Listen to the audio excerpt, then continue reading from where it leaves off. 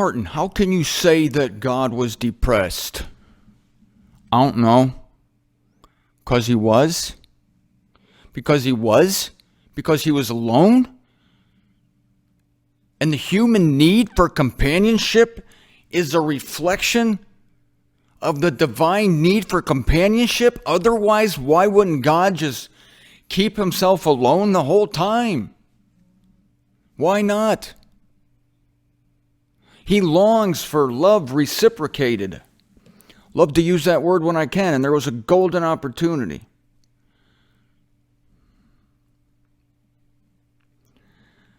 And so none of you should feel bad for wanting or needing love. That was one of the main points yesterday, I guess. I don't know why I have to make that point. Probably don't. I probably shouldn't. Probably shouldn't have to, but I feel the need to. And besides, I know God. I know God. He's my Father.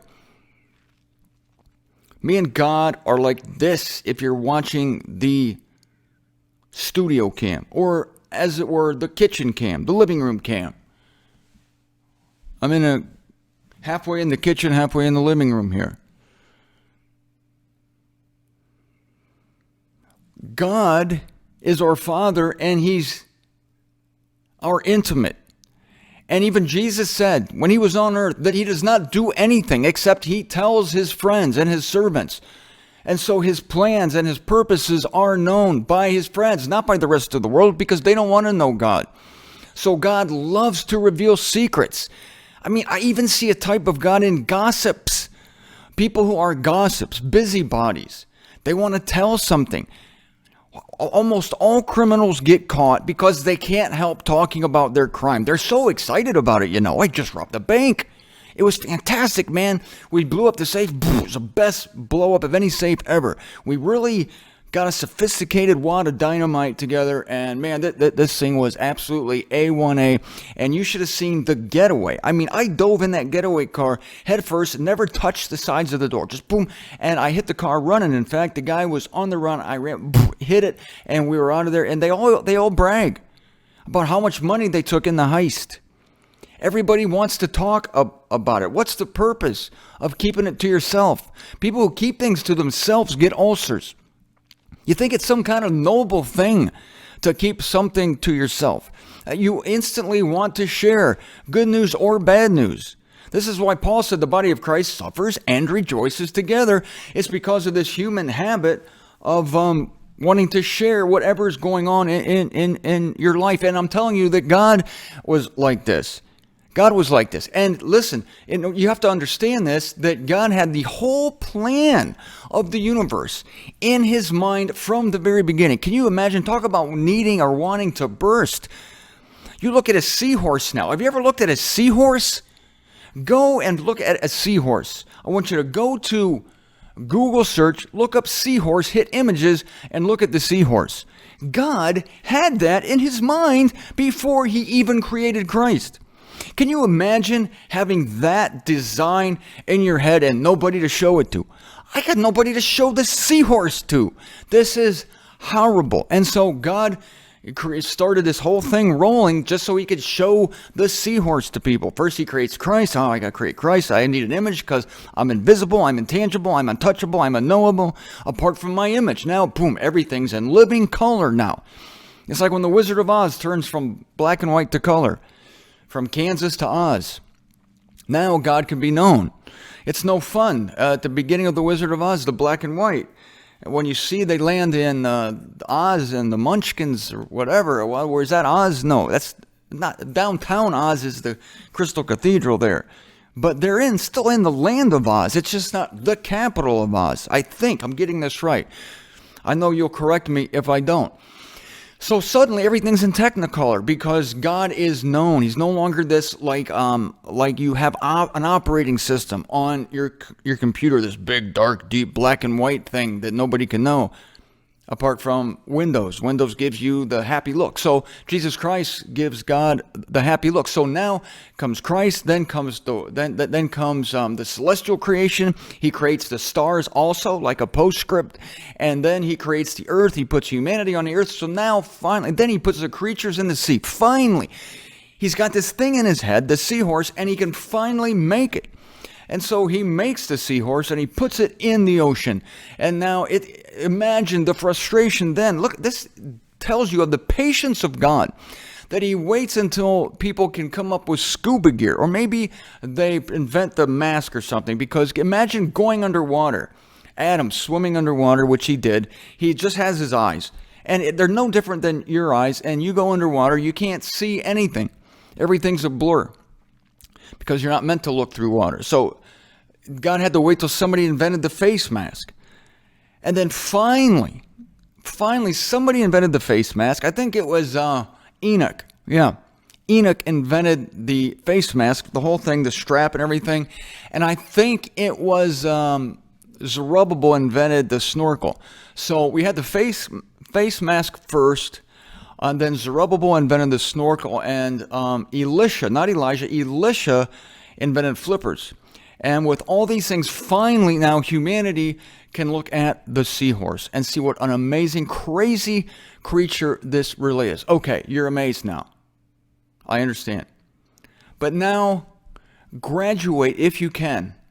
This is going to be difficult for many of you. From the seahorse to God's love, to a warmth and a closeness and an intimacy and a sexual thrill beyond your imagining, which is fellowship, nearness to God.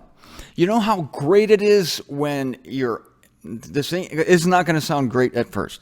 When it's freezing outside, I don't even want to think about it, but it's freezing outside, let's say, and somebody builds a fire.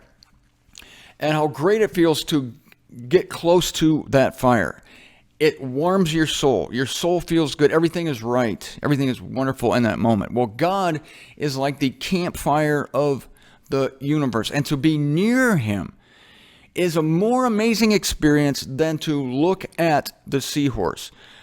But you can see that God's creation is so multifarious. Just the physical world, the different trees, the different breeds of dog, I'm sure there are, I went to Publix. It's a grocery store down here, and they have an olive bar.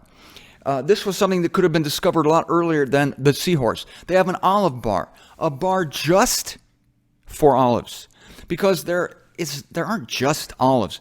God made sure that there were several varieties of olives. I didn't know there were so many olives. There's like 1, 2, 3, 4, 5, 6, 7, 8, like 20 tins, all of different kinds of olives. Names you've never heard before. It's like, where did these olives come from?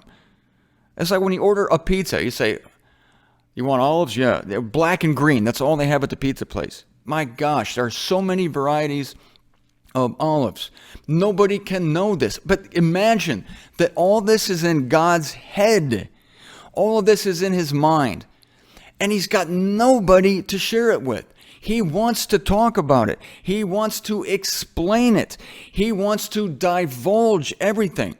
It's like he has this, it's not like he has I guess it is like he has a screenplay. The greatest thing ever. When I was a kid, I wrote a story about a house. It was a haunted house, and the story was about the haunted house. And I drew a picture, and I thought of it at night. And I couldn't sleep because I was writing this story in my head. And in the morning, I wrote it down. And I was so excited because I had this thing, this creation, and it was mine, just mine, all mine. But the thrill was that I was going to show it to somebody, and that somebody was my mother. And I couldn't wait to show my mom, and I typed it up and drew a picture, and I showed it to my mom, and she said, "That stinks." Just kidding. She said, "It's wonderful. How did you write this? You're so clever. You're such a clever boy. And such an amazing artist." She lied about the second part. Clever, yes. Writer, yes. My art was horrible. In fact, it was so embarrassing. She said, "I can draw this house for you." And I said, okay. I wasn't hurt. She didn't hurt my feelings. But my desire of my heart was to share that with her. You know how that is. You get good news. Like some of you may have won the lottery. Feel free to contribute go to martincenter.com. There's a donate button on the top left of the page. And if you, just saying. So this is a human thing. You shouldn't, I mentioned gossipers yesterday, or was it today? I shouldn't have in any way glorified that. To to say that it's a good thing to spread bad things about people, but that general excitement you get to share, it's natural. It comes from God. And God had all this in his mind, the whole thing, everything, every detail of this world. Nothing has been left to chance. And one of the keys to appreciating this plan and this creation is to realize that all of it, the entire script, and every player in this drama of the universe has been designated beforehand for the place that they are to play. Everyone. And of course, it's a human tendency, even when we go to the movies or when we're watching a play, to hate the villains. But in a way, you're supposed to dislike the villains. But you can't condemn the villains because it's a movie. The play at the theater or the movie at the theater or the one that you rent and put on your flat screen television, it's a movie. But don't you love to hate the bad guys? I remember the drama Dallas, and Larry Hagman played Ewing, that Ewing guy. What was his name? MJ, RJ, JR Ewing. Everybody hated JR. And I suppose that when some people saw Larry Hagman, the actor, in person, they probably thought, there's that frickin' JR Ewing. And they associated him with the bad guy. This is what I would like us to do, is to see that this drama that is coming out of the mind of God through Christ via the time frame of the eons, this is something near and dear to God. And he wants us to sit through the whole thing, doesn't want us checking out early. And he has appointed, designated beforehand, actors and actresses in this great drama. I'm writing about Romans chapter 9 on my Romans series in the ZWTF. Talk about Pharaoh was a bad guy. He was a J.R. Ewing. And he was designated beforehand. Couldn't do anything about it. Nobody's choice to be who they are. Now, can you pick the family you were born in? Can you pick the state you were born in? Can you pick the era you were born in? Can you pick what race you were born in? Oh no, Martin, all those things were out of our control. Okay, likewise, even the decisions you make today after you're all grown up, wearing your big boy pants and your big girl skirt, now you're making intelligent decisions. You're doing a great job. Oh well, all those things were just as determined as where you were born. What skin color you have, what nationality you are, just as designated beforehand. The decisions you make today as a big girl, big boy adult are just like the decisions that were made for you when you were a little nub of something in your mommy's uterus.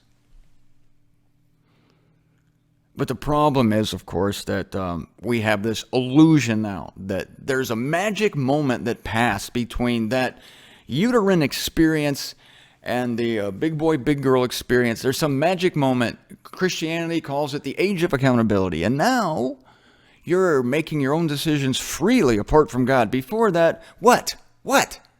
There was influences on you? So we can't hold you accountable when you're 11, but we can when you're 13? Because what? There aren't influences on you now that there aren't influences on you now that weren't there before? Or you're suddenly now void of influence at a certain age and you can make decisions freely? Why couldn't you do that at age 11? What's the big difference? There is no difference.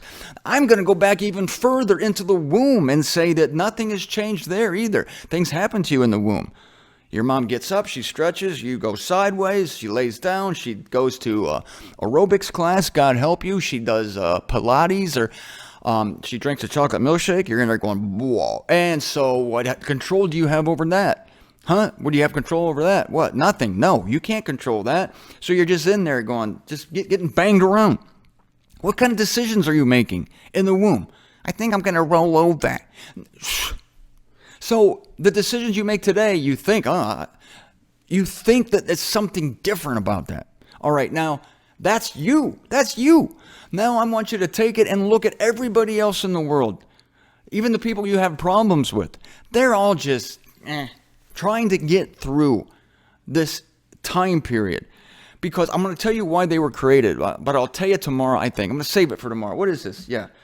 All right, I'm going to save it for tomorrow to tell you why those people that you despise, I do too sometimes, but I'm getting over it.